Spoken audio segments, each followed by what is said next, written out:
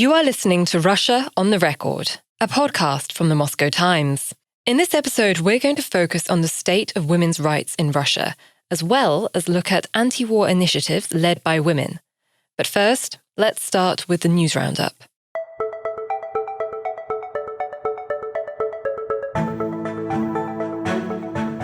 The funeral of jailed Kremlin critic Alexei Navalny took place in Moscow last Friday.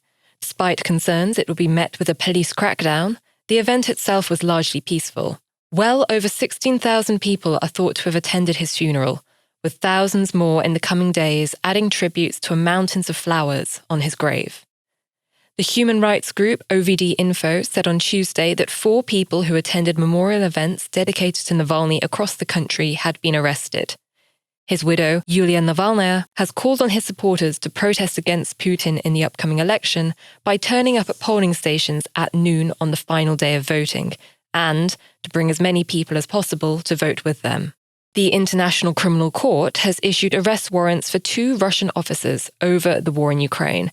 Sergei Ivanovich Kobylush and Viktor Nikolaevich Sokolov, an Army Lieutenant General and Navy Admiral respectively, are each accused of ordering direct attacks on civilian targets and of crimes against humanity.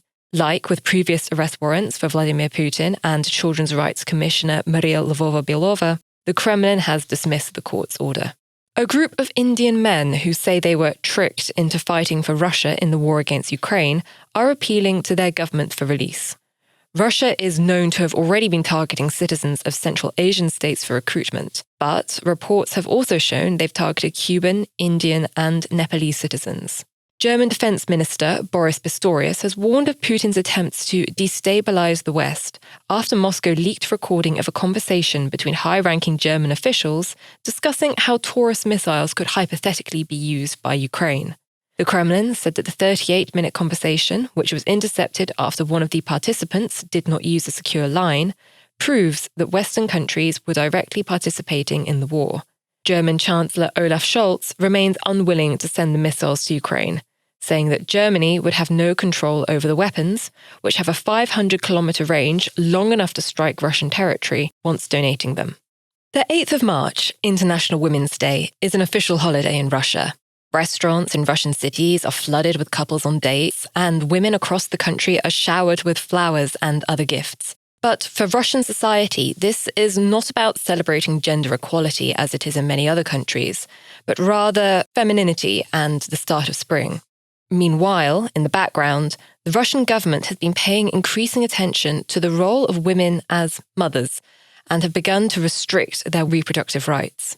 For this episode, we spoke with Sasha Talaver, a Ph.D. candidate in gender studies and a feminist activist, about the evolution of women's rights in Russia and the role women are playing in anti-war resistance around the country today.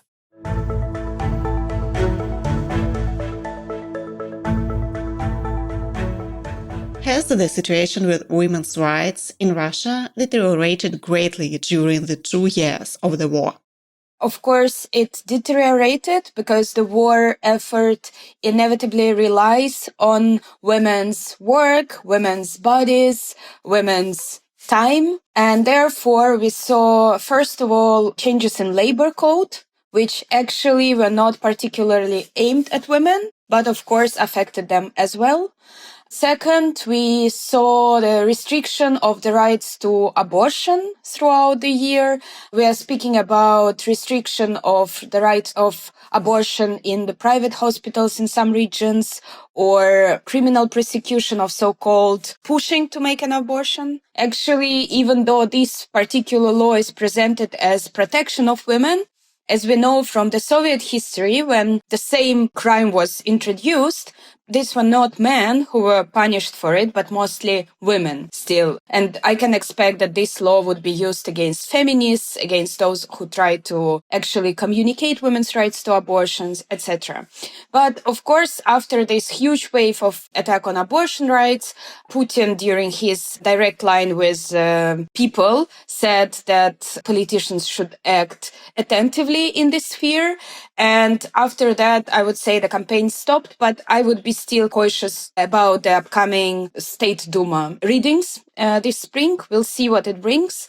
Finally, there is full ban on gender affirmative procedures in Russia now, and basically full ban on any visibility of LGBTQI rights, right? So all this, of course, affects women, non-binary people, basically anyone who is not heterosexual cis men. But also, I would be very reluctant to speak about the developments as only one-side developments, as if women only got more restrictions.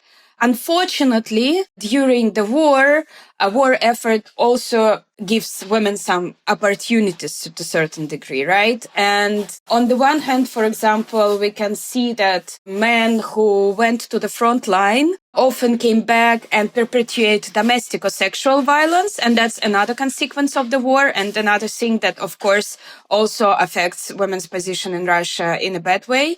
But at the same time, for some women, it might be a bit of improvement of their life conditions if their husband is somewhere away, sending regularly huge sums of money that they had no access to before. And moreover, this kind of sacrifice of their husband's life would bring like better future for their children. So we should also think about that, as well as we should remember that in the end of 2022, new national strategy in the interest of women was adopted, which proclaimed its goal as a fight against domestic violence, sexual violence, harassment, stalking, and whatever. We haven't seen any outcomes of this strategy so far, but that's also something that we should keep in mind. Of course, war is bad, no question about it, but it's a bit more complicated for women in Russia, I would say.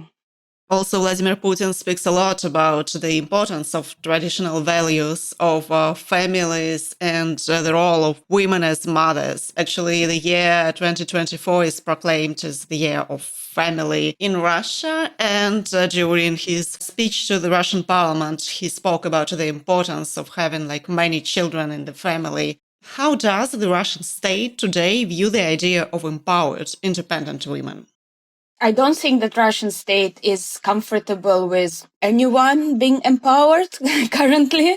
I would say that we can see clearly the tendency to disempower people, but definitely when it comes to women, it's again a bit controversial, right? Because we can see in some regions where they struggle with labor force, and we should also keep in mind that Russia has a labor force crisis. There are ads in a line with, I would say, Stalinist aesthetics of saying like, woman driver is a driver. You know, like insisting on women entering into men's fields, even though we don't supposed to have men's fields by now. So we, on the one hand, can see which is similar to Stalinism, when women can contribute to labor force, to war effort, then they are empowered. They are encouraged to take up new jobs, to enter new fields. They are supported. But if women are fighting for their autonomy, whether bodily autonomy or sexual autonomy or political autonomy, then they are definitely persecuted and discouraged. And we can also see that number of women political prisoners in Russia substantially grew throughout these 2 years of invasion, and number of women who were generally persecuted in Russia substantially grew over these 2 years. And that also shows that this kind of situation, it creates a necessity for women to act and exercise their agency. But of course, the state does not want it to be there. I would also add that paradoxically, again, wars create special, role of women, which is not that present in society during the peaceful times, such as like wife of mother of a soldier. And we can see throughout Russian history that this role of women as a wife or mother of a soldier became not on the front line, but on the forefront of political struggles for peace against the war during the previous wars that Russia led and during this one as well. And we've seen already two different, for example, movements of wives of soldiers that appeared during these 2 years, right? The first was Committee of Soldiers, Mothers and Wives, I think. It was inspired by this Lada Rus allies and other bit conspirologists, politicians. And the new one is this Way Back Home, wives of mobilized soldiers who are advocating for their husbands to be returned. And they're completely against mobilization, right? And consequently, probably the war as well. And thus we can see that this war situation in then creates this very traditional and conservative position of a woman, but still it gets much more visibility, credibility, and possibility to act from that conservative position. Some of the most prominent anti-war initiatives are led by women, most notably feminist anti-war resistance. And the movement of wives and mothers of mobilized soldiers that you mentioned, while not necessarily anti-war, has pressured the Kremlin to bring soldiers home. How do you see these movements' potential to mobilize society and influence the authorities? I think that the feminist anti-war resistance showed its big potential from the beginning of invasion. I would say that partly it is due to the fact that the feminist movement was growing in Russia and was not as repressed as other political movements, luckily. Probably due to the fact that it consists of girls who are not taken seriously by the very patriarchal Russian state. And thus, over the first months of the beginning of invasion, feminist anti-war resistance mobilized thousands of activists throughout the country and abroad who went on the streets to protest in different ways, whether with their bodies thrown onto the street space or with leaflets or some more artistic actions, etc. However, for now, our movement, the feminist anti-war resistance, is mostly focused on building community and supporting the community within country. Because, of course, this type of a street protest, even though it's nice for media and for the pictures, unfortunately, it cannot stop the war. For that, we need much more substantial change in public opinion, much broader networks and much better organization as well. So I would say that the feminist anti-war resistance now has the same focus as many other initiatives, which is more on movement building and community building. While these more radical groups are focusing on their developments, and of course also what happened then, that this capacity to act of the feminist anti-war resistance finally shifted a bit attitudes of all the Russian opposition to feminism and gender equality, which was not a very popular topic before. It's not that popular and acceptable yet. But I can see a bit more respect, at least towards us, than we had before, I would say.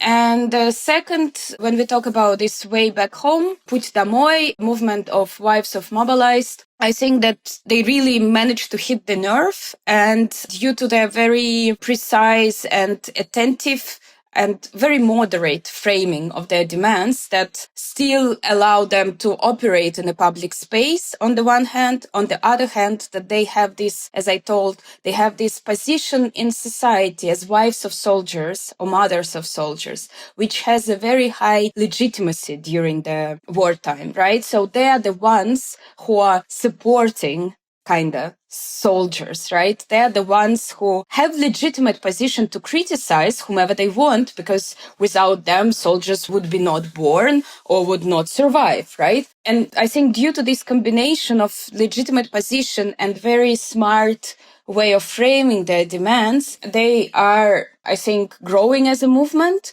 We can see they are remarkably ignored by Putin, which is always a sign of some inconvenience of certain political agenda, I think, for the government. Moreover, there were opinion polls that show that popular support of their demands is also growing in the society. And I think this all is promising, and I don't think that they can stop the war, right? But what they can definitely do is substantially change public opinion or affect public opinion in a way that other type of political actions would be even more possible after that. There are several women who have become political prisoners in Russia since the war started. Can you tell us briefly about them? Number of women political prisoners and general female criminals in Russia substantially grew after the beginning of the full-scale invasion, and of course that happened due to their active participation in the anti-war protest and due to introduction of new criminal clauses about fakes, about Russian army and others. So, for example, according to data, 71% of all detained anti-mobilization protests in 2022 were women. And of many women are now imprisoned for their anti-war position and activism. The most famous probably one is Alexandra Skochilenko, who was sentenced in an attempt to exchange price tags in the supermarket, and now she's in prison where she's tortured without getting access to the food that she needs according to her medical diet and medical condition. And actually, torture through the medical infrastructure is something new that is happening in Russia now. Again, for example, Victoria Petrova, who is accused for fakes about Russian army, and Maria Semirenko, both are sentenced to compulsory medical treatment in psychiatric hospitals where they got forced injections with some medicine that they clearly do not need. And thus they are going through an horrifying and absolutely unimaginable torture. Also, overall, there are 565 or even more political prisoners in Russia now. And out of them, according to my knowledge, at least several dozens women who are political prisoners due to their anti-war position. As, for example, another story is Leni Umerova. She's a Crimean Tatar and citizen of Ukraine who tried to visit her father, and she was repeatedly accused of different anti-war crimes and espionage and violating rules for crossing the state border of the Russian Federation and whatever. And currently she is in custody. Another horrifying story is the story of, for example, Anastasia Levashova, who was again falsely accused at throwing a Molotov cocktail at the police officers at the anti-war protest on February 24th. But luckily, she already sentenced her time in prison and she's free now. And generally, that's not the only story. For example, Natalia Filonova, an activist from Ulan-Ude, a retired woman, she was also accused of dangerous violence against police officer because she hit one policeman with her hand and poked another in the face with a pen, according to policemen's statements. So we can see that women also got accused of the violence against police, which is, as we can imagine, often is made up. And as we can see, also women from different regions of Russia, of different age, from young women like Levashova Anastasia, who is only 24 years old now, to old retired women accused of different types of anti-war crimes. Another case is Nadezhda Buyanova. She's a pediatrician from Moscow because during one of her conversations with her clients, she was, according to the accusing side, laughing at the husband of a client who died at the war. And her flat was completely destroyed. For this laugh during the appointment, she's accused of fakes about Ukrainian army.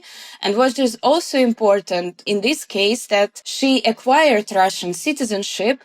And according to new Russian citizenship law, Russian citizenship, even if it's the only one, but acquired one, can be deprived from person for fakes about Russian army. So she's actually facing not only imprisonment, but as now prosecutors said that they want to check grounds for acquisition of Russian citizenship. And that's another level of repression. How would you describe the gender balance in Russian politics, both within the government and in the opposition? You also mentioned that before the war, Russian opposition was not really feminist-oriented. Has it evaluated? Has it changed since then? I think that gender balance in Russian official politics is not a thing to be discussed at all. There are definitely women in the government. There are women in the Duma, in Soviet Federation. We can see women politicians, definitely. But the problem of the whole political Russian system that it is not based on fair competition. It is not elected. It is not anyhow dependent on the citizens on the one hand. And another important point is that it also doesn't have even formal quotas that, for example, the Soviet Union had. So those women who make it that far, they normally have to adjust themselves to very severe competition in a very patriarchal and aggressive conditions. And when they are going through that, or they have to subjugate themselves completely to their male bosses, which also happens often. And when it happens that way, we cannot expect that much then from women in the government, right? And I would say that despite, again, this new national strategy in the interest of women, not much have been done regarding fixing gender balance somehow in the government, and Duma, which is not elected anyways.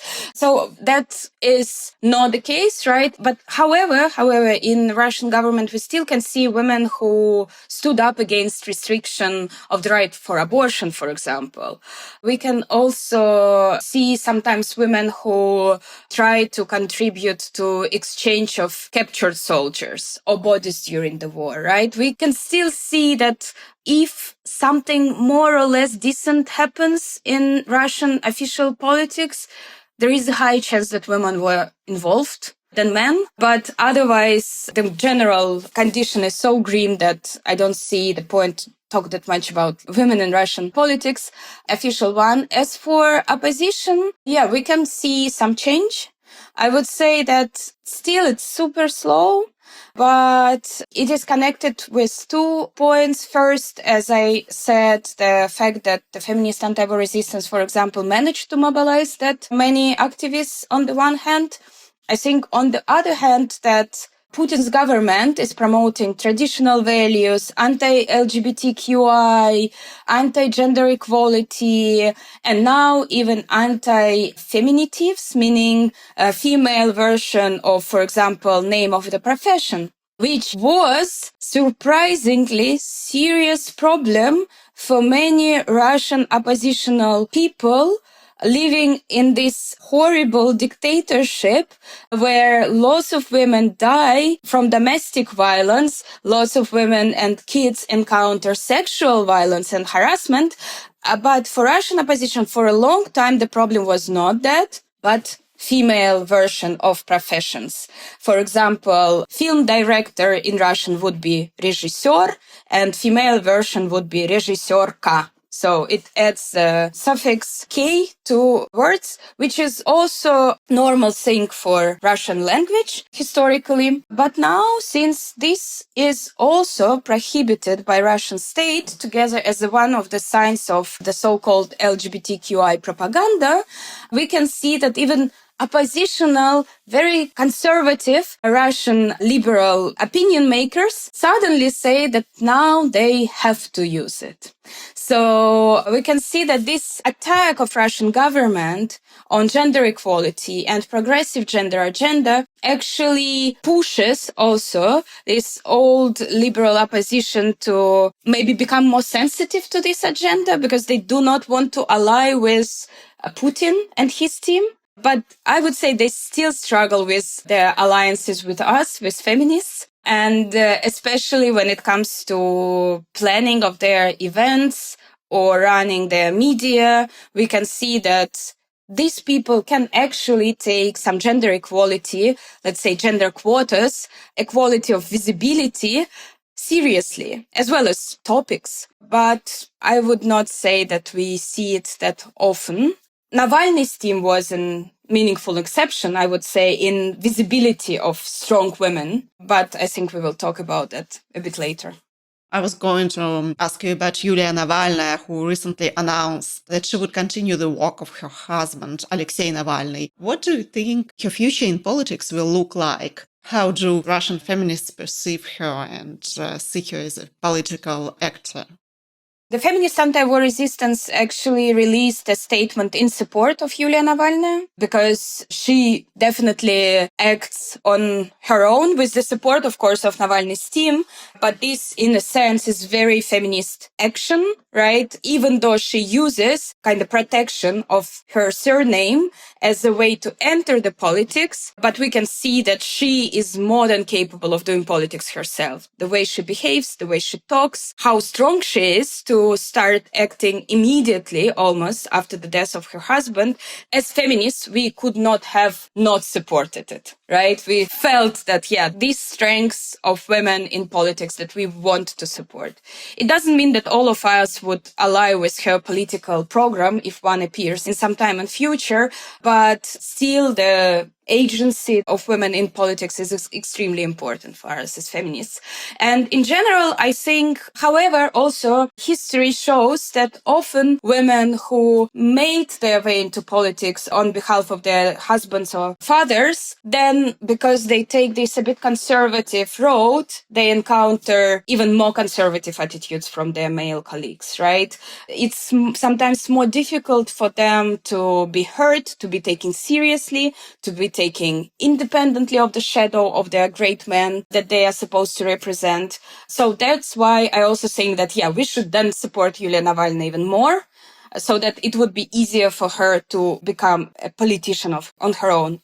But Yulia Navalny is not the only example of growing political figure in Russia now. For example, we can also remember Ekaterina Duntsova, who tried to run for presidency in Russia. Ekaterina Duntsova, a journalist from Tver, who is now trying to establish her own political party, Sunrise, and whose program for the elections, I would say, was very progressive and socially oriented. And not surprisingly, a collective of authors who wrote her program were mostly, I would say, democratic socialists and people who have really progressive and democratic views in all aspects. So there is, I would say, another political figure which is not yet that seen, but I also think that it's an interesting person to observe is Zhana Nemtsova, again, daughter of Boris Nemtsov, but now herself, she's the head of the foundation, Boris Nemtsov Foundation, which actually runs different nice programs, including educational program for Russian-speaking students in Czech Republic, which I find exceptional and really important.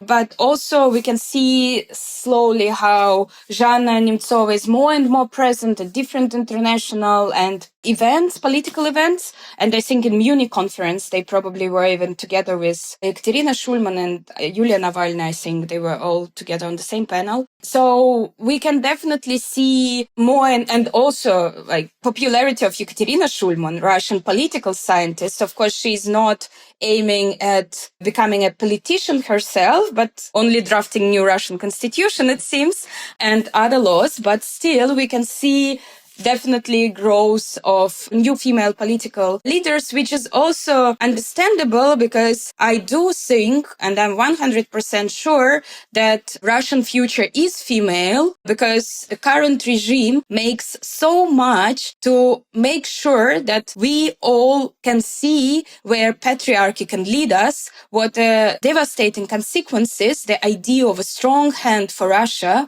can bring to lives of everyone, to both lives of strong men and weak women, that no one needs this strong hand anymore. And the way out of this spiral of violence can be only through the completely different attitudes, through the perspective of care, of love, of social justice, and not of force and idea of strong men. And for example, we can also see a prominent female leaders among decolonial movement of Russia or movement for rights of indigenous peoples in Russian Federation. And I was personally happy to meet, for example, Sergelana Kondakova, co-founder of Free Yakutia Foundation, who managed to not only only to establish an organization that does a lot, but also they keep connection with people on the ground. And in Yakutia, we saw one of the biggest actually protests against the mobilization. And it was all female protest, which was organized or encouraged or supported at least by Sargalana and her team. And we can name much more, again, prominent female leaders in the sphere of indigenous people's rights. What will it take for Russia to someday elect a woman president? That's a good question. Honestly, I think if one day in Russia we have free and fair elections, then everything is possible. And I think, now if we look at the opinion polls, we can see that maybe that's not the most popular candidate and people would still tend to vote for men more than women, even though I think we can see the growth of trust to women or indifference to gender, right? So I would not say that we can imagine that gender of a candidate, except for some audiences, would be a very important reason to vote for the candidate, right? Because Russia is still not very feminist society. I would say it has potential to become a proper feminist society, but it's not yet. I do believe that the current war and repressions against population on the occupied territories, as well as in Russia, showed that Russia does not need any strong hand. Russia needs something else, and this else is also very much gendered. And Russia definitely needs more justice and more peace and more care, which is traditionally associated with female roles or with something feminine. So I think that this is what gives me hope that, Russian future is female, definitely. That's all for this week. Be sure to follow the Moscow Times on social media and your favourite podcast platforms so you don't miss the next episode. And thank you for listening to Russia on the Record. See you next time.